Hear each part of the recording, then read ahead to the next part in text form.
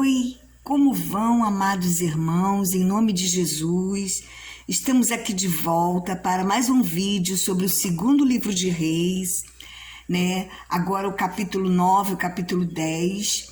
E eu peço agora a Deus, em nome de Jesus, que venha sobre nós com o Espírito Santo, nos capacitando para entender esta aula, nos capacitando para que essa aula fique dentro do nosso coração, dê frutos a 30, a 60 e a 100 por um, e a palavra do Senhor transforme as nossas vidas.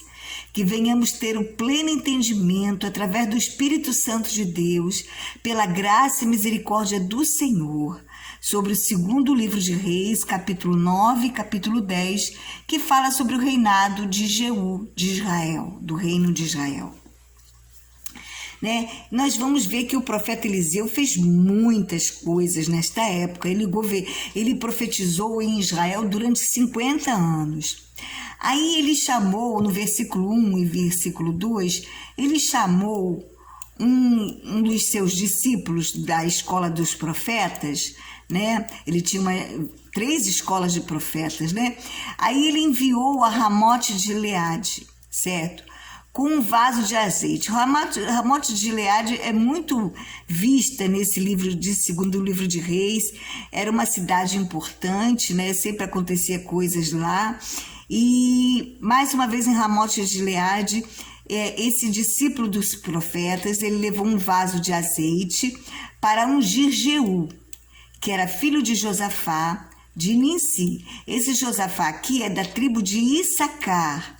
Não é o Josafá que foi rei de Judá. Não. Esse Josafá era da tribo de Issacar, e Issacar pertencia a Israel, para ungir o rei no meio dos seus irmãos. Veja bem, né? Já existia um rei em Israel, que era Jorão, né? E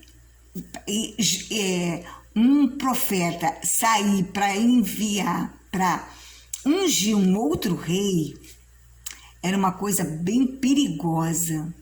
Por isso, né, era perigosa para quem fosse ungido rei e para o profeta que ungisse, porque existia um rei, né?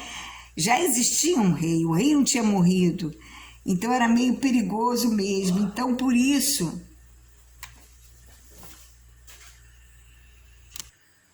bem, voltando aqui, gente, eu tive um contratempo, aí tive que atender. Então tá falando assim: então o profeta Eliseu chamou um dos discípulos dos profetas e lhe disse: cinge os lombos, leva contigo este vaso de azeite e vai-te a Ramote de Gileade. Em lá chegando, vê onde está Jeú, filho de Josafá, filho de Ninsi. Entra e faze-o levantar-se no meio dos seus irmãos e leva-o à câmara interior. Toma o vaso de azeite, derrama-lhe sobre a cabeça e diz: assim diz o Senhor, ungi-te rei sobre Israel. Então abre a porta e foge e não te detenhas. Foi, pois, o moço jovem profeta a Ramote de Gileade. Né? Então, entrando no versículo 5, eis que os capitães do exército estavam assentados. E ele disse: capitão, tenho mensagem que te dizer. Perguntou-lhe Jeú: a qual todos nós? Respondeu-lhe: a ti, capitão. Então se levantou Jeú e entrou na casa. O jovem derramou-lhe o azeite sobre a cabeça e lhe disse: assim diz o Senhor, Deus de Israel, ungi-te rei sobre o povo do Senhor, sobre Israel. Ferirás a casa de Acabe, teu senhor, para que eu vingue da mão de Jezabel o sangue de meus servos, os profetas, e o sangue de todos os servos do Senhor. Então, o chamado de Jeú era para exterminar a casa de Acabe. Isso estava em 1 Reis 21, do 21 a 24, quando Elias profetizou que ele seria exterminado. Talvez esse discípulo era o mais insignificante para não despertar desconfianças antes da incumbência de Jeú se cumprir. Fugir e não se deter era para o moço de Eliseu, e é o que muitas vezes temos que fazer após cumprir um mandato do Senhor.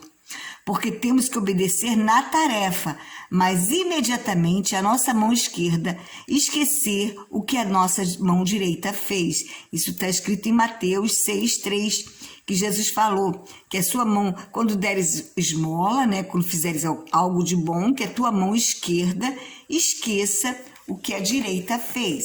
Vamos ver lá rapidinho. Então, Mateus 6:3 fala assim: quando, pois, deres esmola, não toques trombeta diante de ti, como fazem os hipócritas, nas sinagogas e nas ruas, para serem glorificados pelos homens. Em verdade vos digo que eles já receberam a recompensa. Tu, porém, ao dares a esmola, ignore a tua mão esquerda o que faz a tua mão direita, para que a tua esmola fique em secreto, e teu pai que vê em secreto te recompensará.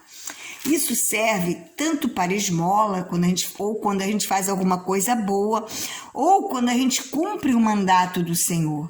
A gente não tem que ficar contando para todo mundo que fez isso para o Senhor, fez aquilo, para o Senhor foi usado por Deus, fez aquilo. A gente não tem que contar. Sejam outros que nos louvem, não nós mesmos, né? E muitas vezes, né, a gente acaba falando para as pessoas, se for para um testemunho, para glorificar o nome do Senhor, Deus conhece o nosso coração.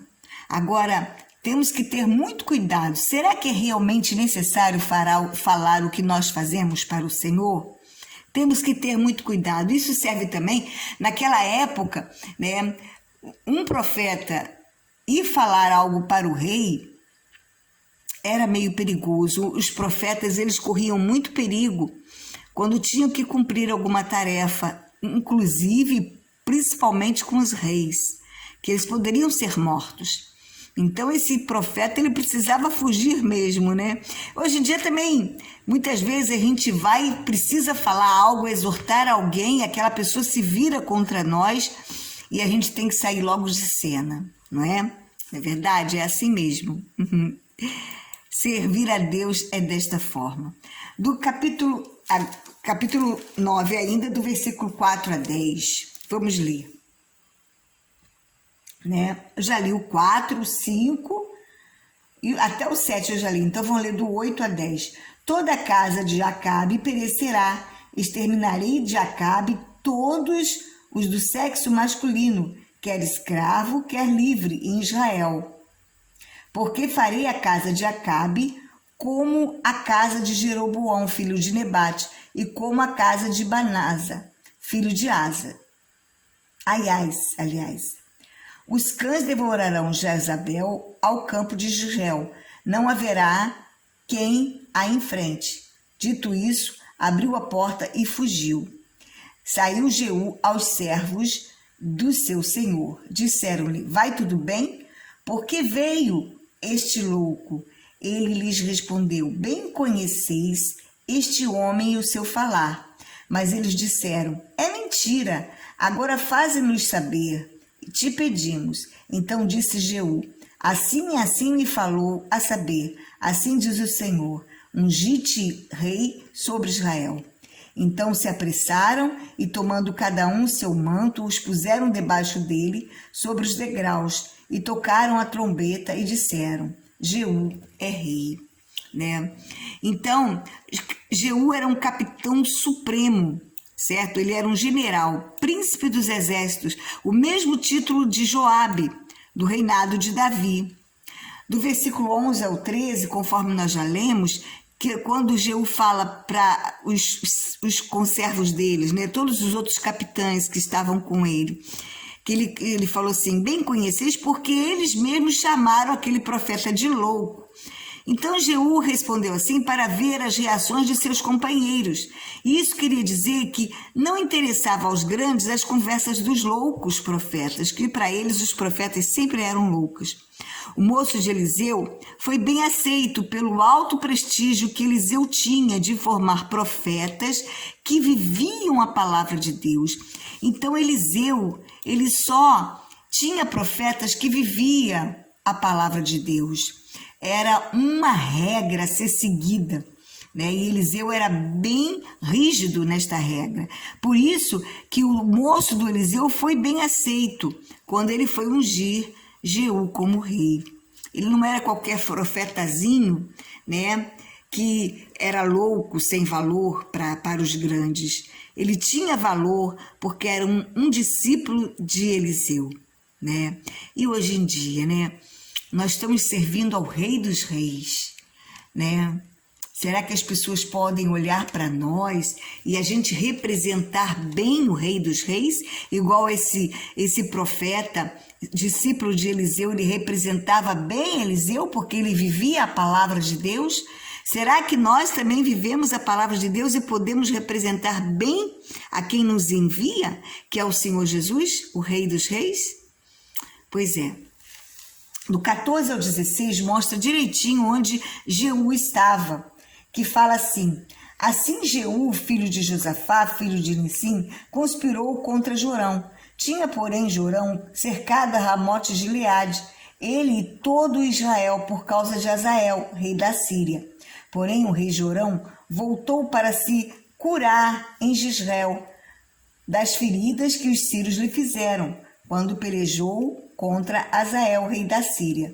Disse Jeú: se é da vossa vontade, ninguém saia furtivamente da cidade para ir anunciar isto em Jezreel.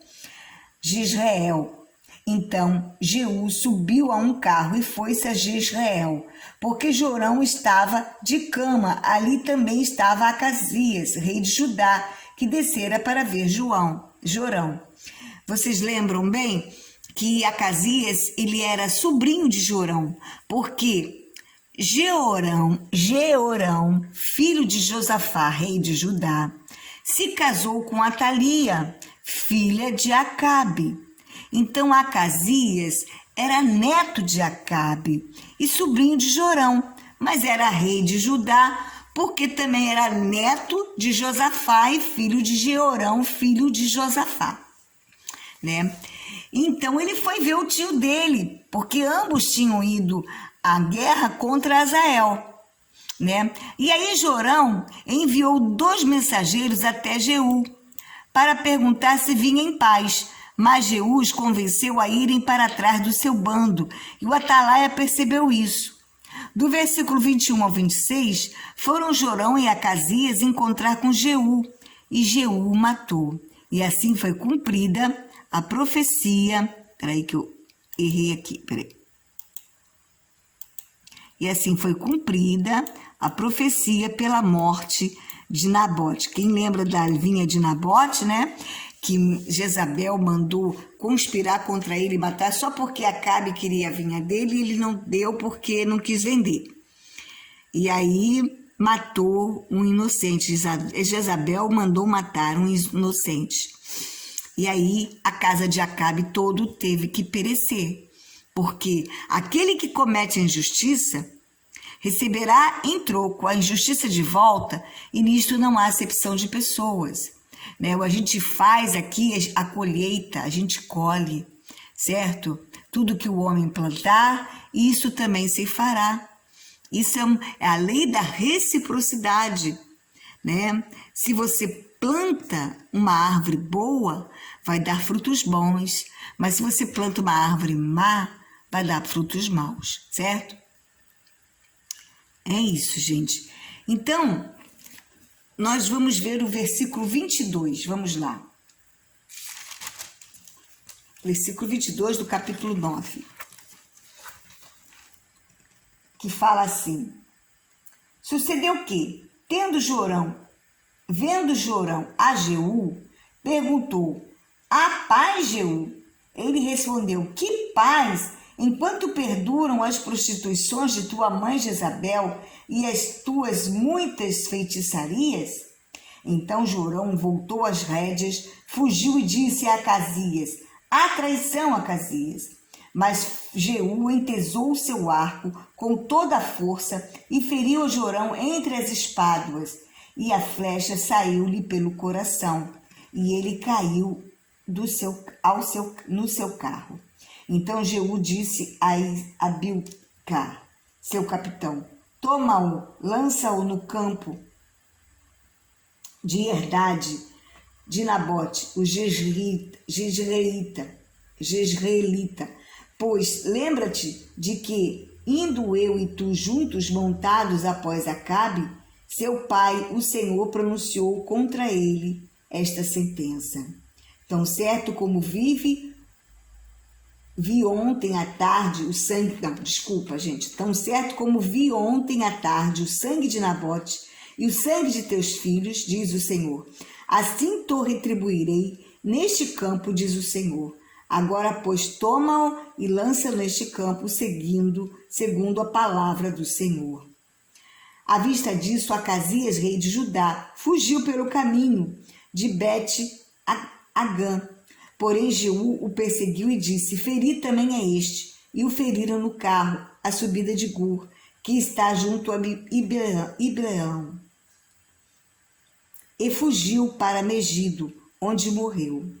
Levaram os seus servos num carro a Jerusalém e o enterraram na sepultura junto a seus pais na cidade de Davi. Certo? Gente, assim como a prostituição física é rebaixar a nobreza conjugal, quer dizer, o adultério, a prostituição rebaixa o matrimônio ao nível da mais abjeta degradação, também a infidelidade religiosa degrada a alma criada para adoração a Deus, tendo por consequência o inferno. Então, para Deus, a infidelidade religiosa é um pecado muito grave. A idolatria. Temos que ter muito cuidado para a gente não ter nenhum ídolo dentro de nós, não termos nenhuma idolatria dentro de nós. Não basta ser não estou falando de idolatria somente, mas também imagens de cultura, outros deuses, não.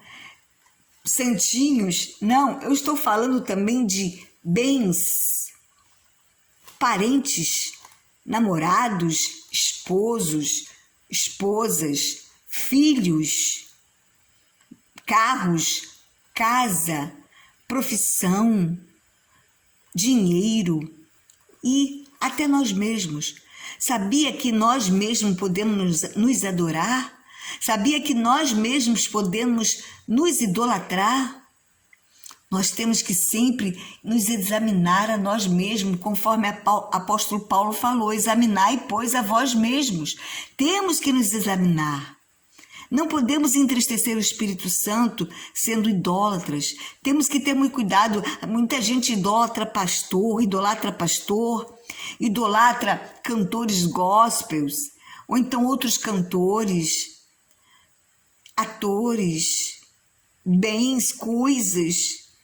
O YouTube, tem gente que adora o YouTube. Gente, a gente não pode adorar ninguém, nem nada. Tem que ser a Deus, o primeiro lugar tem que ser Deus. Não podemos dividir o nosso coração. O que é idolatrar? É colocar algo no lugar de Deus, dar mais prioridade àquilo do que a Deus, certo? Dar mais prioridade àquilo e esquecer de Deus. Isso é idolatria, certo? Não viver sem aquilo. Isso é idolatria. Do versículo 30 ao 37. Vamos lá. Tendo Jeú chegado a Jezreel, Jezabel o soube. Então se pintou em volta dos olhos, enfeitou a cabeça e olhou pela janela. Ao entrar Jeú pelo portão do palácio, disse ela: teve paz Zinri, que matou a seu senhor? Levantou ele o rosto para a janela e disse: quem é comigo? Quem? E 2 ou 3 eunucos olharam para ele. Então disse ele: lançai-a daí abaixo.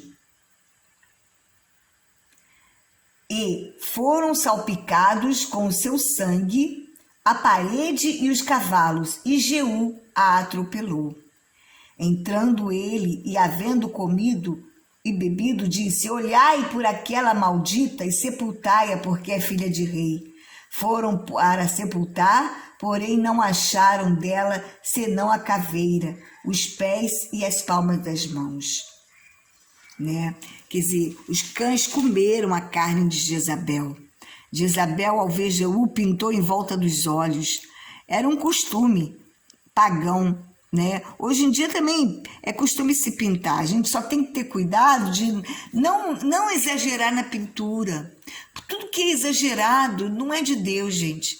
Porque fica até feio, fica ridículo se a gente exagerar na pintura.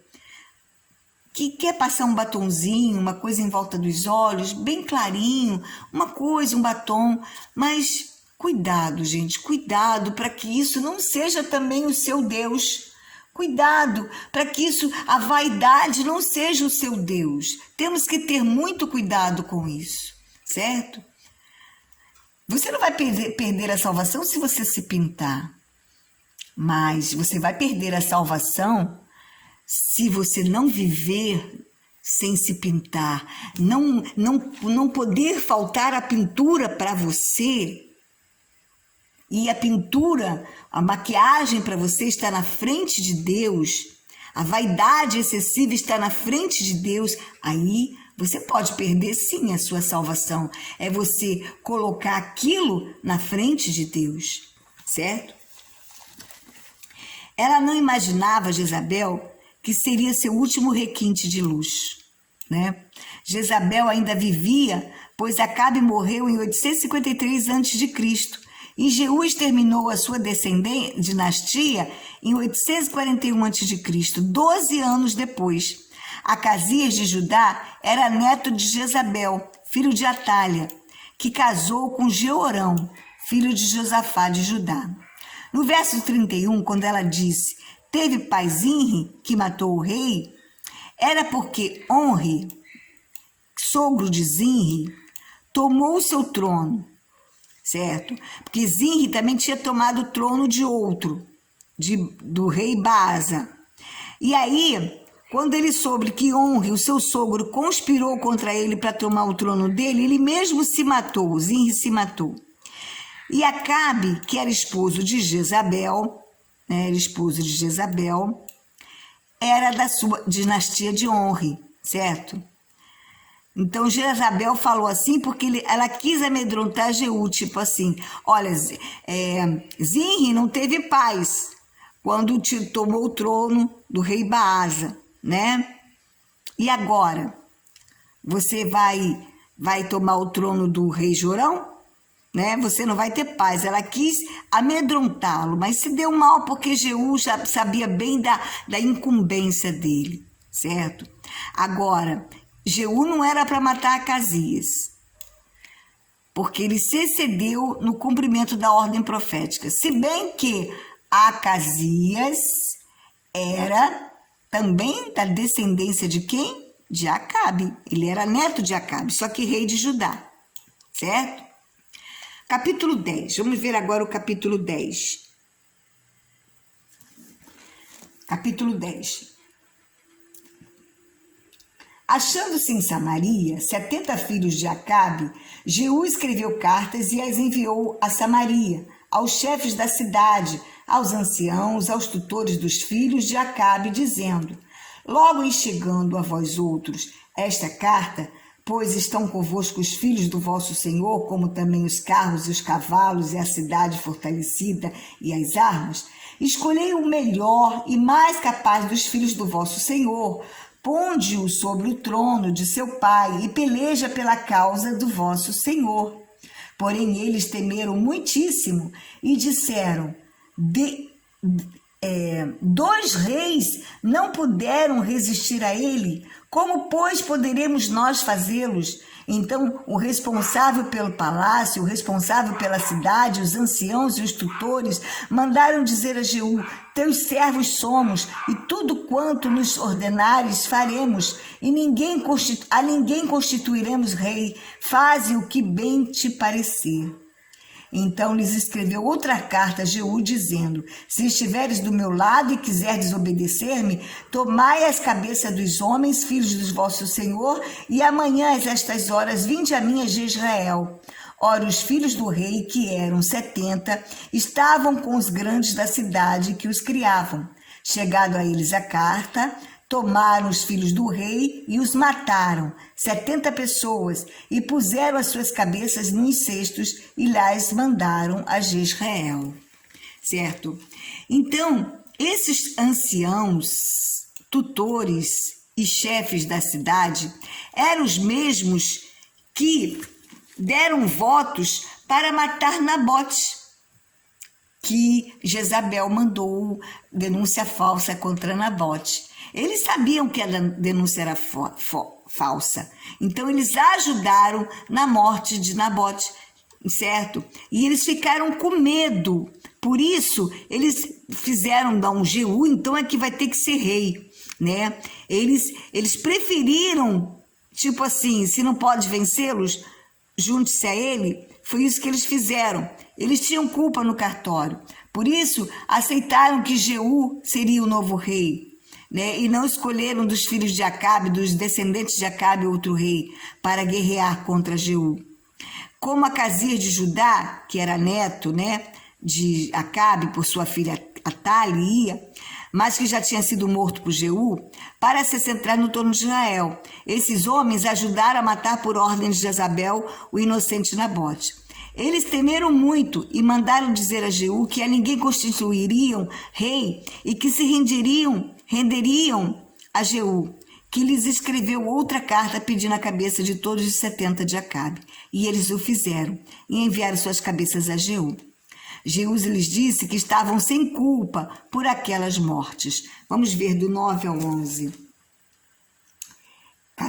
Versículo 9 do capítulo 10. Saindo ele pela manhã, parou e disse a todo o povo: vós estáis sem culpa, eis que eu conspirei contra o meu senhor e o matei. Mas quem feriu todos esses? Sabem, pois, agora que da palavra do Senhor pronunciada contra a casa de Acabe,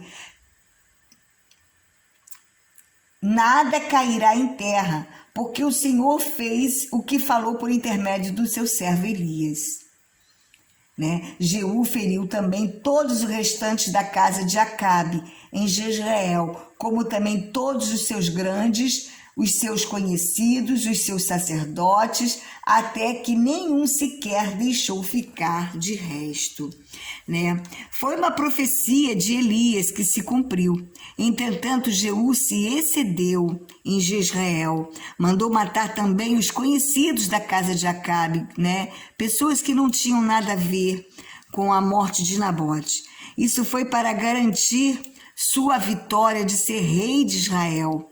Ele quis dar uma mãozinha para Deus, mas isso não fez ele formar uma dinastia abençoada, porque nisso ele desobedeceu a Deus. Não era para que ele matasse os conhecidos, e ele matou. Aí ele chegou em Samaria e ele encontrou 42 parentes, né?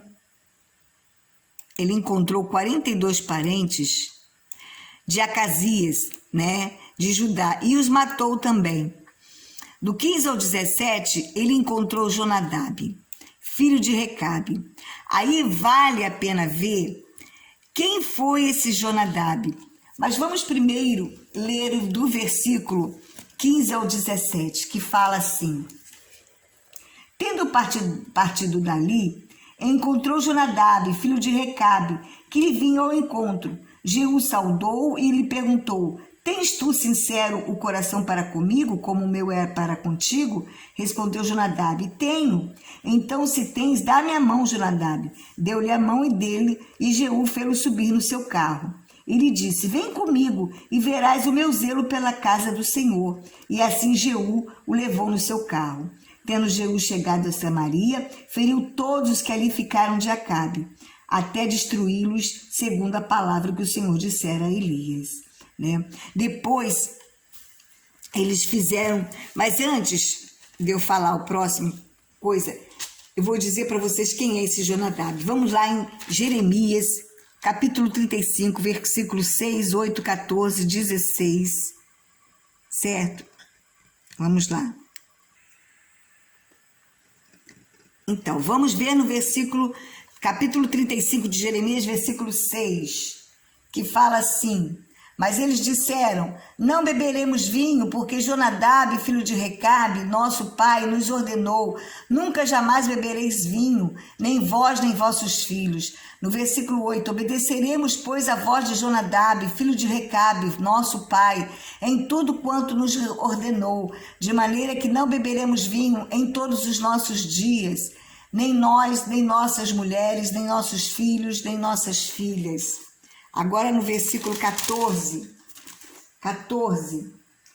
as palavras de Jonadab, filho de Recabe, que ordenou aos filhos de que não bebessem vinho, foram guardadas, pois até o dia de hoje não beberam, antes obedeceram às ordens de seu pai. A mim, porém, que começando de madrugada vos tenho falado, não me obedecestes. Aqui é Deus falando através de Jeremias que Jonadab deu uma ordem aos seus familiares, à sua tribo, que não bebessem vinho, para não se contaminarem, porque quando a pessoa bebe, né, ainda mais quando ela bebe um pouquinho a mais, ela fica com o cerebelo anestesiado e ela tem coragem de fazer muitas coisas que de repente no estado normal dela de lucidez não faria. Mesmo um pouquinho de álcool faz mal, muda um pouco a sua personalidade, você fica com mais tendência a fazer coisas que você não faria, não teria coragem de fazer se não tomasse aquela bebida, certo? Não é que seja proibido beber, porém não é bom, não convém. Na Bíblia o apóstolo Paulo fala: tudo me é lícito, mas nem tudo convém. Porque pode mudar a minha personalidade. Gente, eu sei porque eu já bebi.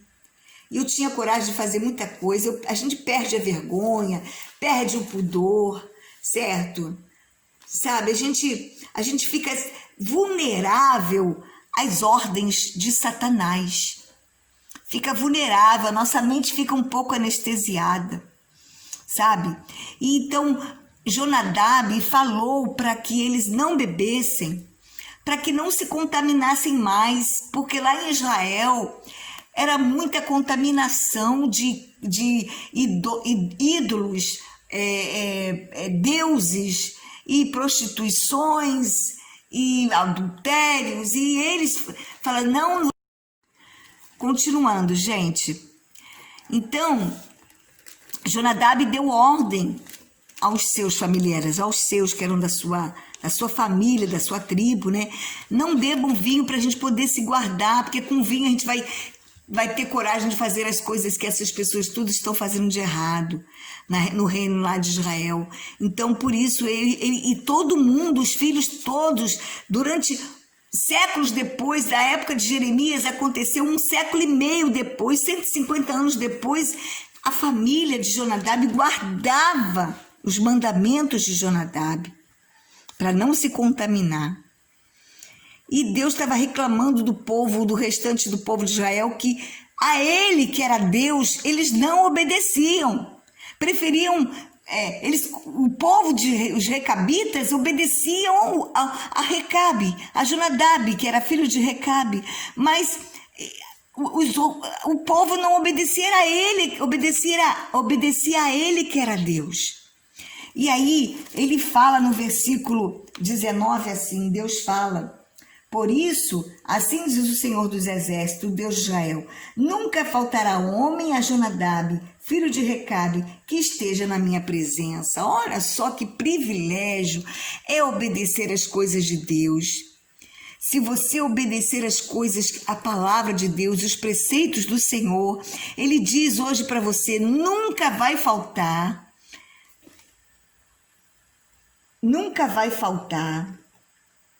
pessoa da tua família que não esteja na minha presença, certo? Se você me obedecer, a sua família vai estar na minha presença, você vai estar na minha presença. Portanto, é uma promessa do Senhor, temos que obedecer a palavra do Senhor, com carinho, com vontade, com amor de todo o coração. Não fazer como Jeú, porque Jeú, ele fazia aquilo só para ele ser rei mesmo, ele não fez para Deus de todo o coração. Quando ele falou para Jonadab, vem ver meu zelo pela casa do Senhor, não, o zelo era por ele mesmo ser rei, não era. Por exemplo, agora, voltando lá em Reis, no capítulo 10, do versículo 18 até o 31, não, até o 29, gente. Até o 30. Ele manda juntar todos os adoradores de Baal em uma assembleia, fingindo que iria servir a Baal também, certo? Fingindo, dizendo assim, ó, Acabe serviu a Baal, eu vou servir muito mais. Vambora, os adoradores de Baal façam bastante sacrifício, muitos sacrifícios para Baal. E convocou uma assembleia solene. Não esteja aqui nesta casa quem não for adorador de Baal. E aí só tinha os sacerdotes e adoradores de Baal lá dentro. Aí ele mandou os soldados dele tudo matar todo mundo, matou todo mundo, todos os adoradores de Baal. E queimou o trono de Baal, os postes ídolos de Baal, tudo que era de Baal ele queimou. Certo? Fez certo, fez muito bem, porém, não foi de todo o coração.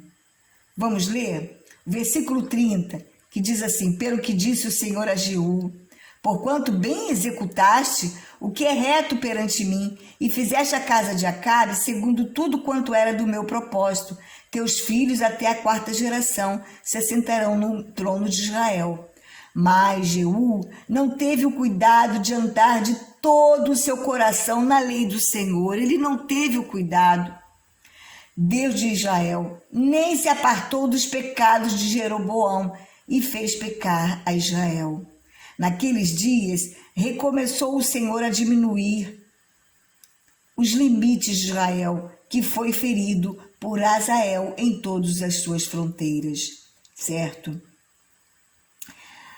E depois, no versículo 35, descansou Jeú com seus pais e o sepultaram em Samaria, e Jeoacás, seu filho, reinou em seu lugar. Os dias de Jeú, que reinou em Israel, foram 28 anos. Né? Então, mas ele não teve o cuidado de andar de todo o seu coração na lei do Senhor. Não teve. Ele quebrou tudo de Baal, mas ele começou a servir aos bezerros de ouro que Jeroboão, que ficou no lugar de Roboão, fez. Certo? Que botou um bezerro de ouro em Dan e outro em Berseba. Em Betel, aliás, não é Berseba não, e outro em Betel. Um em Dan e outro em Betel. Quer dizer, ele matou todos os profetas de Baal, queimou tudo de Baal, mas adorou aos bezerros de ouro. Não adiantou nada, ele continuou idólatra. A gente tem que ter muito cuidado, gente, muito cuidado. Se a gente, eu faço tudo certinho, tem certeza que você não tem nenhum ídolo no seu coração? Tem certeza? Se analise, a gente tem que sempre se fazer essa pergunta. Será que eu não tenho nenhum ídolo no meu coração? Então, Jeú não se apartou de servir aos bezerros de ouro que Jeroboão fez pecar Israel, embora recebeu a aprovação de Deus por exterminar a casa de Acabe, mas não teve o cuidado de andar todo o seu coração. Do versículo 32 a 36, o Senhor começou então a diminuir os limites de Israel, que foi ferido por Azael, rei da Síria. Certo? Esse pecado de idolatria foi agravado pela violência exagerada que Jeú teve ao eliminar todo e qualquer partidário de Acabe. Ele exterminou, sim, a casa de Acabe, mas ele pecou também o pecado de idolatria, que esse pecado de idolatria foi agravado pela violência exagerada ao eliminar todo e qualquer partidário de Acabe. Ele fez por maldade, para se firmar como rei. Ele não fez de todo o coração para o Senhor, certo? a gente tem que ter muito cuidado.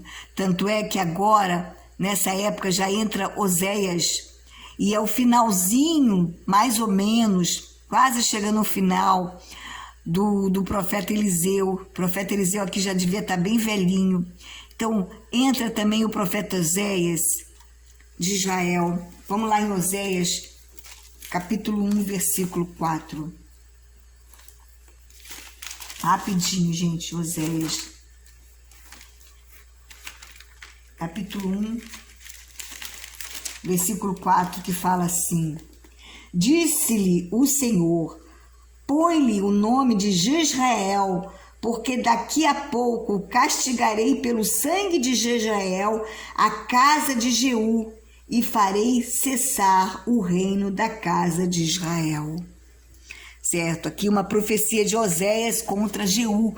Ele já tinha morrido, né? Aqui está falando da descendência de Jeú, certo? Então, não vale a pena servir a Deus sem ser de todo o coração. Precisamos pedir ao Senhor que nos capacite para fazer a vontade dEle, para obedecer às ordens dEle, mas de todo o nosso coração. Que nunca tenha ídolos no nosso coração, que nunca sejamos idólatras por qualquer coisa, ou bem, ou pessoas, ou até nós mesmos. Que nada seja excessivo em nós, que a moderação seja o nosso marco, a nossa marca de Cristo. Que tragamos em nosso corpo as marcas de Cristo, que é com humildade, que é com amor, que é servindo a Ele com temor e tremor, que Ele seja o único Senhor, que o Senhor Jesus seja o único Senhor em nossas vidas, no nosso coração, que não tenhamos outros deuses diante de nós, que não tenhamos ídolos em nosso coração, e que sempre nos analisemos se estamos na presença de Deus, certo?